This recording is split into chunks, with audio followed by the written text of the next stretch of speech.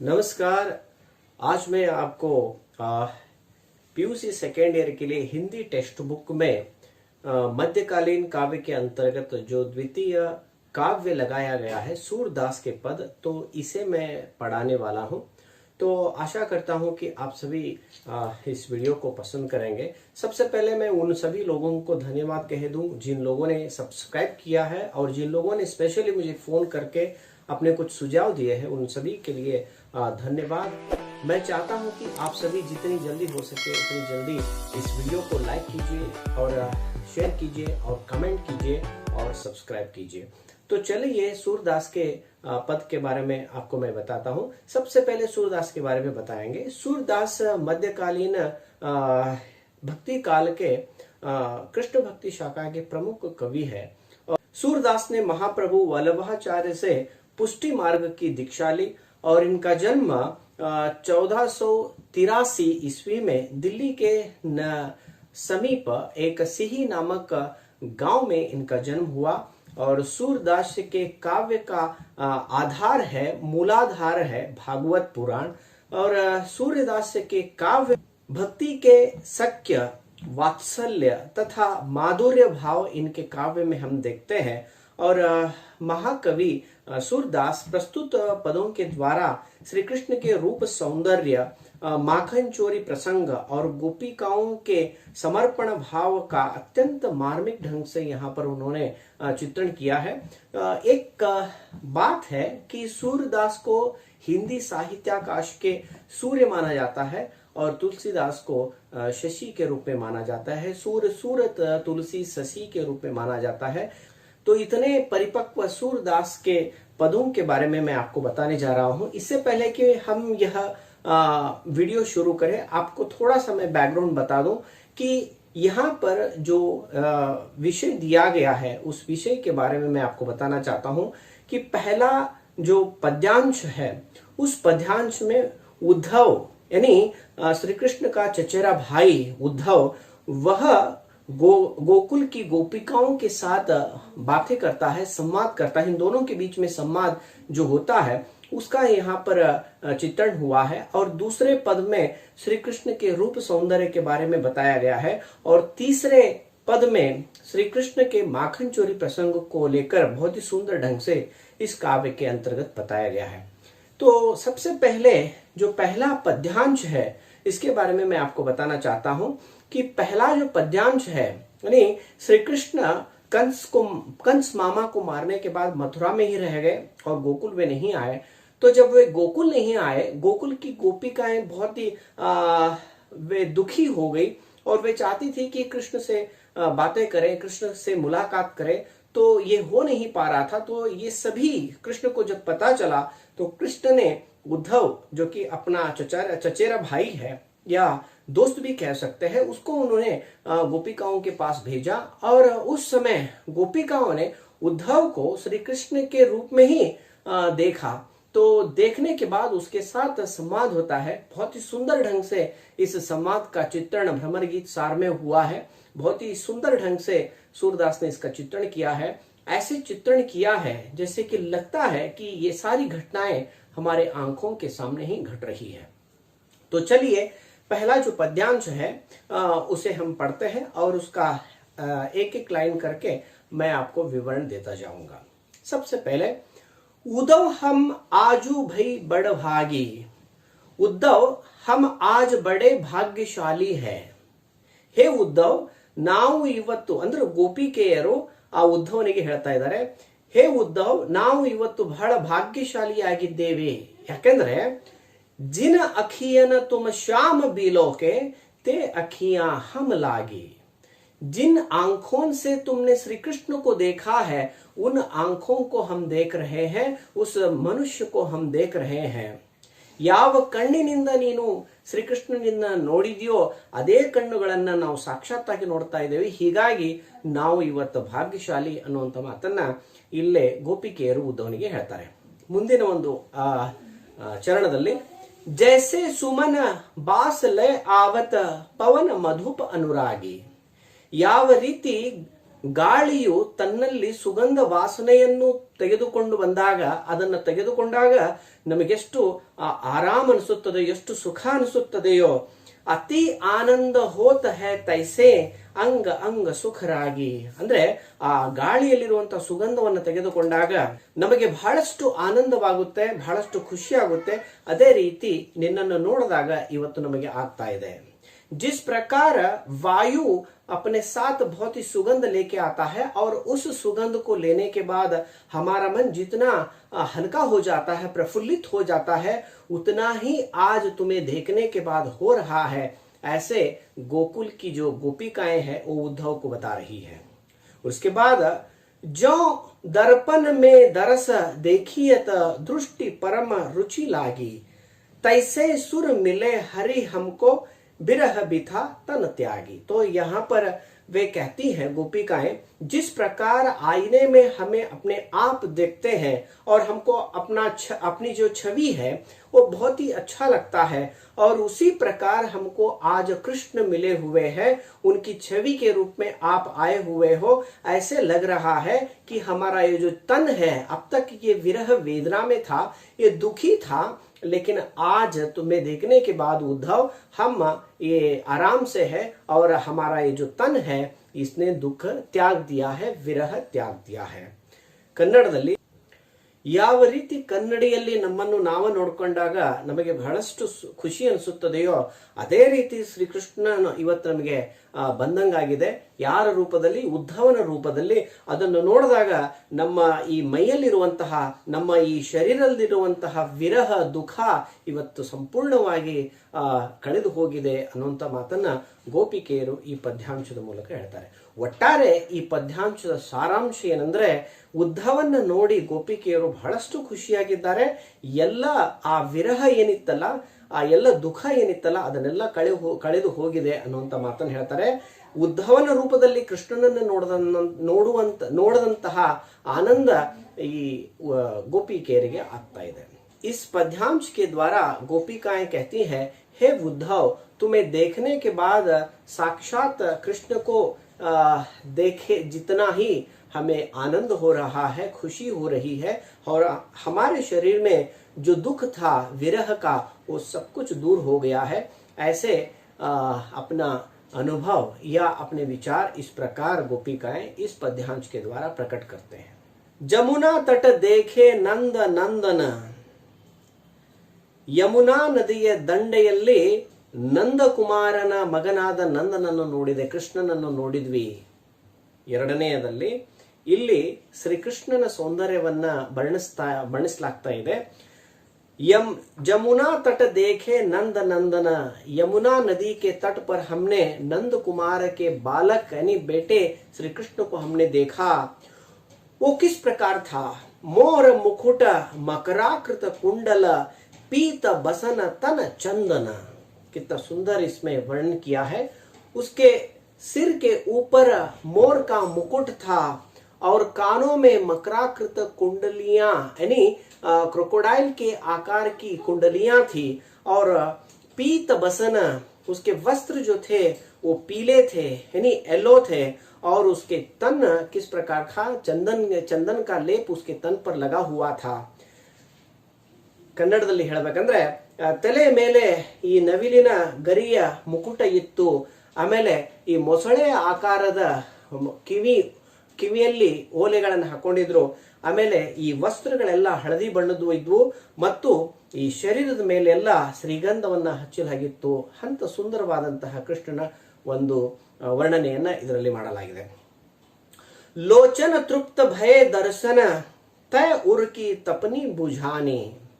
तो उनको देखने के बाद बहुत ही आनंद हुआ, शरीर तृप्त हो गया, और जो अंदर थोड़ा बहुत गुस्सा था कृष्ण को न देखने का, वह गुस्सा दूर हो गया, वह सारा गुस्सा आराम से अब ठंडा हो गया है, ऐसे कहती हैं।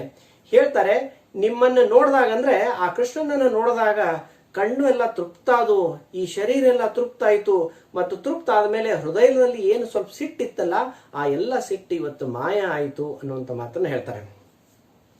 ಪ್ರೇಮ ಮಗನ ತಬ ಭೈ ಸುಂದರಿ ಉರ್ ಗದಗದ ಮುಖ ಬಾನಿ. ಅವಾಗ ಹೇಳ್ತಾರೆ, ಅವರನ್ನು ನೋಡಿದ ಮೇಲೆ ಈ ನಾವೆಲ್ಲ ಆ ಕೃಷ್ಣನನ್ನ ಪ್ರೀತಿ ಮಾಡಾಕತ್ವಿ. ಅಷ್ಟೊಂದು ಸುಂದರವಾದಂತಹ ಆ ಕೃಷ್ಣನ ರೂಪ ನೋಡಿ ನಾವು ಆಗಿಂದಾಗ ಆ ಪ್ರೀತಿಯಲ್ಲಿ ಮುಳುಗಿ ಹೋದ್ವಿ. ಉರ ಗದಗದ ಮುಖ ಬಾನಿ, ನಮ್ಮ ಯತಿ ಎಲ್ಲ ನಡಗ್ಲಿಕ್ಕತ್ತು, ಮತ್ತ ಮುಖದಲ್ಲಿ ವಾಣಿಯೂ ಕೂಡ ಬರಲಿಲ್ಲ ಅನ್ನುವಂತಹ ಮಾತು. ಅಂದ್ರೆ ಮುಖದಲ್ಲಿ ಮಾತು ಕೂಡ, ಬಾಯಿಂದ ಮಾತು ಕೂಡ ಆಡ್ಲಿಕ್ಕೆ ಆಗಲಾರದಂತಹ ಸ್ಥಿತಿ ನಿರ್ಮಾಣವಾಗಿತ್ತು ಆ ಕೃಷ್ಣನನ್ನು ನೋಡಿದಾಗ. तो कहती है कि कृष्ण को देखने के बाद यह आंखें तृप्त हो गई. तृप्त होने के बाद उनका हृदय गदगद होने लगा और कांपने लगा. कांपने के बाद उनके मुख में जो वाणी निकलनी चाहिए थी, वो जो बातें करना चाहती थी, वह बातें मुख में ही रह गई. उनके मुंह से बातें ही नहीं निकल पा रही थी. तो इस प्रकार की दशा उन गोपिकाओं की हो गई. कमल नयन तट पर है ठाड़े, सकूच ही मिली ब्रज नारी. उनकी आंखें कमल जैसे, नयन उनकी आंखें कमल जैसी थी. वे जमुना नदी के किनारे खड़े हुए थे. सकूच ही यानी उनको संकोच से ही, घबराते ही उनसे जाके मिली. किनसे? श्री कृष्ण से जाके मिली. ಆ ಕಮಲದಂತಹ ಕಣ್ಣುಗಳನ್ನು ನೋಡಿದ ಮೇಲೆ ತಾವು ಹೆದರ್ತಾ ಸಂಕೋಚದಿಂದ ಆ ಕೃಷ್ಣನನ್ನು ಹೋಗಿ ಭೇಟಿಯಾದರು. ಆದ್ಮೇಲೆ सूरदास प्रभु अंतर्यामी व्रत पूरन पगधारे. तो यहाँ पर सूरदास कहते हैं कि प्रभु अंतर्यामी है, श्री कृष्ण सब कुछ जानने वाले हैं, तो उन्होंने जानबूझ के हमारे व्रत को पूरा करने के लिए ही यहाँ पर आए हुए हैं, ऐसा यहाँ पर कहा गया है. ಇಲ್ಲಿ ಹೇಳಲಾಗಿದೆ, ಶ್ರೀಕೃಷ್ಣ ಎಲ್ಲವನ್ನೂ ಅರಿತಂತಹ ಭಗವಾನ್ ಕೃಷ್ಣ ಇಲ್ಲಿ ಏನ್ ಮಾಡಿದ್ರು ಅಂದ್ರೆ ಈ ನಮ್ಮ ವೃತವನ್ನ ಪೂರ್ಣ ಮಾಡ್ಲಿಕ್ಕೆ ಅವರು ಬಂದಿದ್ದಾರೆ ಅನ್ನುವಂತಹ ಮಾತನ್ನ ಗೋಪಿಕೆಯರು ಇದರಲ್ಲಿ ಹೇಳ್ತಾರೆ. ಇದರಲ್ಲಿ ಒಟ್ಟಾರೆ ಶ್ರೀಕೃಷ್ಣನ ಒಂದು ರೂಪ ಸೌಂದರ್ಯವನ್ನ ವರ್ಣಿಸಲಾಗಿದೆ. इस वाक्यांश में पूरी तरह कृष्ण के रूप सौंदर्य के बारे में बताया गया है. तीसरा पद्य जो कि बहुत ही सुंदर है, और यह पद्यांश और यह जो प्रसंग है अपने आप में हिंदी साहित्य में बहुत ही चर्चित है और बहुत ही सुंदर है. तो इसमें कि श्री कृष्ण के बाल लीलाओं के बारे में बताया गया है. किस प्रकार कृष्ण अपने बाल्याकाल में माखन वगैरह चोरी किया करते थे, उसके बारे में इसमें बताया गया है. तो चलिए इसे देखते हैं. चोरी करत कान धरी पाए. ಚೋರಿ ಕರತ ಕಾನ್ ಧರಿ ಪಾಯೆ ಅಂದ್ರೆ ಕಳತನ ಮಾಡುವಾಗ ಶ್ರೀಕೃಷ್ಣ ಹಿಡಿಯಲ್ಪಟ್ಟ. ಕಳತನ ಮಾಡುವಾಗ ಅಂದ್ರೆ ಈ ಬೆಣ್ಣೆ ಕಳ್ಳತನ ಮಾಡುವ ಹೊತ್ನ್ಯಾಗ ಶ್ರೀಕೃಷ್ಣನನ್ನ ನಾವು ಹಿಡಿದ್ವಿ. तो यहाँ पर रंगे हाथ श्री कृष्ण को माखन चोरी करते समय पकड़ा गया. पकड़ने के बाद क्या होता है देखिए, निसिबासर मोही बहुत सताई, अब हरी हरी हाथ ही आए. तो बहुत सुंदर है. तो यहाँ पर वह गोपिका जिसने श्री कृष्ण को पकड़ा है वह बोलती है कि निसिबासुर यानी दिन और रात मोही बहुत सताई. तो मुझे ये बहुत ही तंग करता था, क्योंकि यह हर बार माखन चोरी करके चला जाता था और हम लोगों को पता ही नहीं चलता था कि माखन कैसे खाली हो गया. अब हरी अरी हाथ ही आई. अब देखिए, अब श्री कृष्ण शत्रु के हाथ लग गया है. अब श्री कृष्ण शत्रु के हाथ लग गया है, अब उसकी खैर नहीं है. तो यहाँ पर ಇಲ್ಲಿ ಹೇಳಲಾಗಿದೆ, ಈ ಹಗಲು ಇರುಳು ಈ ನಮ್ಮನ್ನ ಕೃಷ್ಣ ಬಹಳ ಕಾಡ್ತಾ ಇದ್ದ. ಈ ಬೆಣ್ಣೆ ಕಳತನ ಮಾಡಿ ಶ್ರೀಕೃಷ್ಣ ನಮ್ಮನ್ನ ಬಹಳ ಈ ವಿಚಾರ ಮಾಡುವಂತಹ ಮಾಡಿಬಿಟ್ಟಿದ್ದ. ಯಾಕಂದ್ರೆ ನಾವೆಲ್ಲ ಬೆಣ್ಣೆ ಇಡ್ತಿದ್ವಿ, ಆದ್ರೆ ಈ ಬೆಣ್ಣೆ ಯಾರು ಕದೀತಿದ್ರು ಅನ್ನೋದು ಗೊತ್ತಾಗ್ತಾ ಇರ್ಲಿಲ್ಲ. ಆದ್ರೆ ಇವತ್ತು ಹರಿ ಅರಿ ಹಾತಹಿ ಆಯ್ ಅಂದ್ರೆ ಇವತ್ತು ಶ್ರೀಕೃಷ್ಣ ತನ್ನ ಶತ್ರುವಿನ ಕೈಗೆ ಸಿಕ್ಕಿದ್ದಾನೆ. ಅಂದ್ರೆ ಈ ಬೆಣ್ಣೆ ಕಳತನ ಮಾಡುವ ಹೊತ್ನಾಗ ಅವನು ಏನಾಗಿದ್ದಾನೆ, ಆ ಕಳ್ತನ ಮಾಡುವ ಹೊತ್ನಾಗನೆ ಸಿಕ್ಕಿದ್ದಾನೆ. ಹಿಂಗಾಗಿ ಇವತ್ತು ಮಾತ್ರ ಇವ್ ಬಿಡಂಗಿಲ್ಲ ಅನ್ನುವಂತ ಮಾತು. ಇದಾದ್ಮೇಲೆ माखन ददी मेरो सब खायो बहुत अचगरी कीन्ही. तो मेरा जो माखन है और दधी, दधी यानी दही, यह सब खाया तुमने, और मुझे बहुत ही आश्चर्य कर दिया कि किसने खाया है, ये मुझे पता भी नहीं चल रहा था। ನನ್ನ ಎಲ್ಲ ಮೊಸರು ಮತ್ತು ಬೆಣ್ಣೆ ನೀನು ತಿಂತಾ ಇದ್ದಿ, ನನಗೆ ಬಹಳ ಆಶ್ಚರ್ಯ ಆಗಿತ್ತು, ಇದನ್ನು ಯಾರು ತಿಂತಾ ಇದ್ದಾರೆ ಅನ್ನೋದು ನನಗೆ ಗೊತ್ತಾಗ್ತಾ ಇರಲಿಲ್ಲ. ಇವತ್ತು ನೀನು ನನ್ನ ಕೈಗೆ ಸಿಕ್ಕಿದ್ಯಾ ಅಂದಮೇಲೆ ಇವತ್ತು ಗೊತ್ತಾಯ್ತು ನೀನು ಇದನ್ನೆಲ್ಲ ಕಳ್ತನ ಮಾಡ್ತಾ ಇದ್ದೆ ಅನ್ನುವಂಥದ್ದು.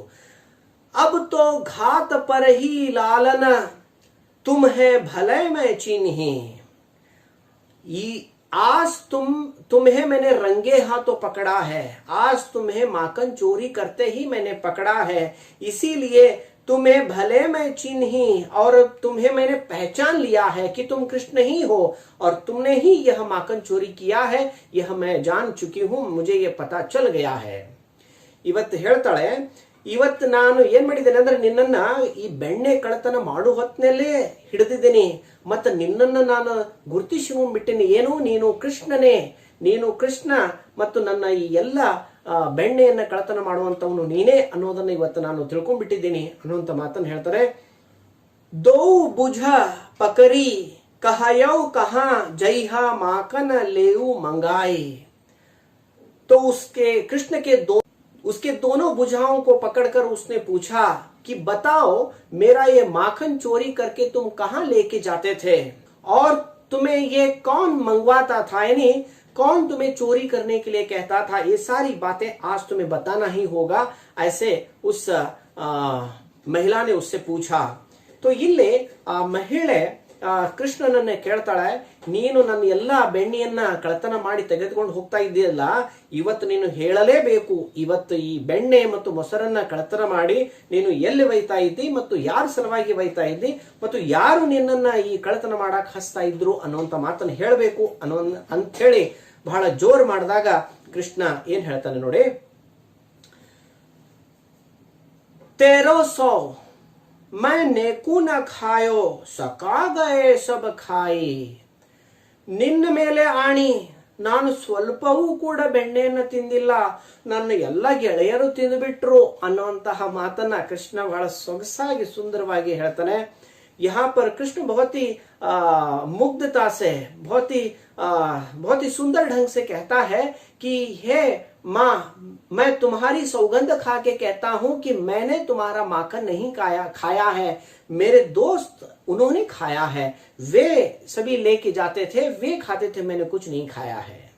और उसके बाद देखिए, मुख तन चितई बिहंसी हरि दीन्हो रिस तब गई बुझाई. तो उसके मुख को देखकर, उस महिला ने कृष्ण के मुख को देखा और कृष्ण के मुख पर पूरा माखन लगा हुआ था, और उसे देखकर वह हंसने लगी. हंसकर उसने श्री कृष्ण को छोड़ दिया, इसीलिए कि कितनी मुग्धता से यह बोल रहा है कि खुद खाया है लेकिन कह रहा है कि मैंने नहीं खाया. इस बात से उस गोपिका को बहुत ही खुशी हुई और उसने श्री कृष्ण को छोड़ दिया हंसते हुए कि यह कितना सुंदर ढंग से बात कर रहा है. ಅವನ ಮುಖವನ್ನ ನೋಡಿದ ಮೇಲೆ ಅವನ ಮುಖದಲ್ಲಿ ಎಲ್ಲ ಬೆಣ್ಣೆ ಎಲ್ಲ ಹತ್ತಿತ್ತು. ಅದನ್ನ ನೋಡಿ ಆ ಮಹಿಳೆ ಆ ಕೃಷ್ಣನನ್ನ ಬಿಟ್ಟು ಬಿಡ್ತಾಳೆ ಮತ್ತು ನಗ್ತಾ ಹೇಳ್ತಾಳೆ, ಎಷ್ಟು ಸೊಗಸಾಗಿ ಮುಗ್ಧವಾಗಿ ಈ ಹುಡುಗ ಮಾತಾಡ್ತಾ ಇದ್ದಾನಲ್ಲ ಅನ್ನುವಂತ ಮಾತನ್ನ ಆ ಮಹಿಳೆ ಹೇಳ್ತಾಳೆ. ಅದಾದ್ಮೇಲೆ ಕೊನೆಯ ಒಂದು ಸಾಲು ಏನಿದೆ ನೋಡಿ, लियो श्याम उरलाई ग्वालिनी सूरदास बलि जाए। तो उस ग्वालिनी ने तो उस कृष्ण को आलिंगन किया, उसका कृष्ण को अपने सीने से लगाया और कहते हैं सूरदास की इस दृश्य के लिए मैं बलि जाऊं। यह दृश्य कितने ही बड़े बड़े देवताओं के लिए दुर्लभ है। तो इस तरह का सुख अभी वहां पर गोकुल में सभी ग्वालिकाओं को मिल रहा है। तो यह बहुत ही अनोखा दृश्य है, क्योंकि यह दृश्य केवल फील किया जा सकता है, यह ऐसे सभी को मुमकिन नहीं है। तो इस प्रकार सूरदास ने इसमें कहा है। सूरदासರು ಇಲ್ಲಿ ಹೇಳ್ತಾರೆ, ಈ ಒಂದು ದೃಶ್ಯ ನಿಜವಾಗಿಯೂ ಕೂಡ ಬಹಳ ಅದ್ಭುತವಾದಂತದ್ದು। ಅದನ್ನ ನೋಡಿ ಆ ಮಹಿಳೆ ಏನ್ ಮಾಡ್ತಾಳೆ ಅಂದ್ರೆ ಆ ಕೃಷ್ಣನನ್ನ ಆಲಿಂಗನ ಮಾಡ್ತಾಳೆ। ಆಲಿಂಗನ ಮಾಡಿ ತಪ್ಪಿಕೊಂಡು ಬಹಳ ಖುಷಿ ವ್ಯಕ್ತಪಡಿಸ್ತಾಳೆ। ಆಯ್ತು ನೀನು ತಿಂದಿದೆಯಲ್ಲ, ಆದ್ರೆ ನಿನ್ನ ಮಾತಿನ ಮೇಲೆ ನನಗೆ ಬಹಳ ಖುಷಿ ಅನ್ನಿಸ್ತು ಅಂತ ಹೇಳಿ, ಅಂದ್ರೆ ಈ ಒಟ್ಟಾರೆ ಏನು ದೃಶ್ಯ ಇದೆ, ಈ ದೃಶ್ಯ ಎಷ್ಟೋ ದೇವತೆಗಳಿಗೂ ಕೂಡ ದುರ್ಲಭವಾಗಿದೆ ಅಂತ ಒಂದು ದೃಶ್ಯ, ಅಂತ ಒಂದು ಸನ್ನಿವೇಶ ಇಲ್ಲಿ ನಿರ್ಮಾಣವಾಗಿದೆ. ನಿಜಕ್ಕೂ ಕೂಡ ಕೃಷ್ಣ ಮತ್ತು ಆ ಗೋಕುಲದಲ್ಲಿ ಇರುವಂತರೆಲ್ಲರೂ ಭಾಗ್ಯಶಾಲಿ ಅನ್ನುವಂಥ ಮಾತನ್ನ ಈ ಪದ್ಯಾಂಶದ ಮೂಲಕ ಸೂರದಾಸರು ಹೇಳ್ತಾರೆ. ಒಟ್ಟಾರೆ ಈ ಸೂರದಾಸ್ ಕೆ ಪದ್ ಇದರ ಒಂದು ಸಾರಾಂಶ ಏನಂದ್ರೆ, ಮೊದಲಿನ ಒಂದು ಪದ್ಯಾಂಶದಲ್ಲಿ ಉದ್ಧವ್ ಮತ್ತು ಗೋಪಿಕೆಯರ ಸಂವಾದ ಇದೆ. ಆ ಸಂವಾದದಲ್ಲಿ ಉದ್ಧವನ ನೋಡಿದಾಗ ಗೋಪಿಕೆಯರಿಗೆ ಶ್ರೀಕೃಷ್ಣನನ್ನ ನೋಡಿದಷ್ಟು ಸಂತೋಷವಾಗುತ್ತೆ ಅನ್ನುವಂಥ ಮಾತನ್ನು ಹೇಳ್ತಾರೆ. ಎರಡನೇ ಒಂದು ಪದ್ಯಾಂಶದಲ್ಲಿ ಶ್ರೀಕೃಷ್ಣನ ರೂಪ ಸೌಂದರ್ಯವನ್ನು ಮಾಡಲಾಗಿದೆ. ಆ ಶ್ರೀಕೃಷ್ಣನ ರೂಪ ಸೌಂದರ್ಯವನ್ನ ನೋಡಿ ಎಲ್ಲ ಈ ಗೋಪಿಕೆಯರು ಬಹಳಷ್ಟು ಮೋಹಿತರಾಗ್ಬಿಡ್ತಾರೆ, ಪ್ರೀತಿಯಲ್ಲಿ ತಲ್ಲೀನರಾಗ್ಬಿಡ್ತಾರೆ. ಮತ್ತು ಆ ಎಲ್ಲ ಗೋಪಿಕೆಯರು ಪ್ರೀತಿಯಲ್ಲಿ ಮೊಳಗಿ ಶ್ರೀಕೃಷ್ಣನನ್ನು ಬಹಳ ಸಂಕೋಚದಿಂದ ಮಾತನಾಡಲಿಕ್ಕೆ ಪ್ರಯತ್ನಿಸ್ತಾರೆ. ಈ ಒಂದು ಎರಡನೇ ಪ್ರಸಂಗ. ಮೂರನೇ ಒಂದು ಪದ್ಯಾಂಶದಲ್ಲಿ ಶ್ರೀಕೃಷ್ಣನ ಬಾಲ್ಯ ಲೀಲೆಯ ಬಗ್ಗೆ ಹೇಳಲಾಗಿದೆ. ಶ್ರೀಕೃಷ್ಣ ಬಾಲ್ಯ ಕಾಲದಲ್ಲಿ ಯಾವ ರೀತಿ ಬೆಣ್ಣೆಯನ್ನ ಕಳ್ಳತನ ಮಾಡ್ತಾ ಇದ್ದ, ಆ ಕಳ್ಳತನ ಮಾಡುವ ಹೊತ್ತಿನಲ್ಲೇ ಒಮ್ಮೆ ಆ ಗ್ವಾಲಿನಿ ಕೈಯಲ್ಲಿ ಶ್ರೀಕೃಷ್ಣ ಸಿಕ್ಕಾಗ ಆ ಗ್ವಾಲಿನಿ ಆ ಕೃಷ್ಣನನ್ನ ನೋಡಿ, ಆ ಕೃಷ್ಣನ ಮಾತುಗಳನ್ನು ನೋಡಿ ಎಷ್ಟೊಂದು ಮೋಹಿತಳಾಗ್ಬಿಡ್ತಾಳೆ. ಆ ಒಂದು ದೃಶ್ಯ ಇಲ್ಲಿ ತೋರಿಸಲಾಗಿದೆ ಮೂರನೇ ಪದ್ಯಾಂಶದ ಮೂಲಕ. ಒಟ್ಟಾರೆ ಈ ಪದದಲ್ಲಿ ಬಹಳ ಸುಂದರವಾಗಿ ಸೂರದಾಸರು ವರ್ಣಿಸಿದ್ದಾರೆ. तो इस सूरदास के पद में कुल मिलाकर पहला जो पद्यांश है, इसमें उद्धव और गोपिकाओं के बीच का संवाद है. तो इसमें यह बताया गया है कि उद्धव को देखते ही गोपिकाओं को ऐसे लगा कि साक्षात उन्होंने श्री कृष्ण को देखा. तो यह अलौकिक प्रेम है. तो अलौकिक प्रेम के बारे में और प्रेम की स्वच्छंदता के बारे में यहाँ पर बताया गया है.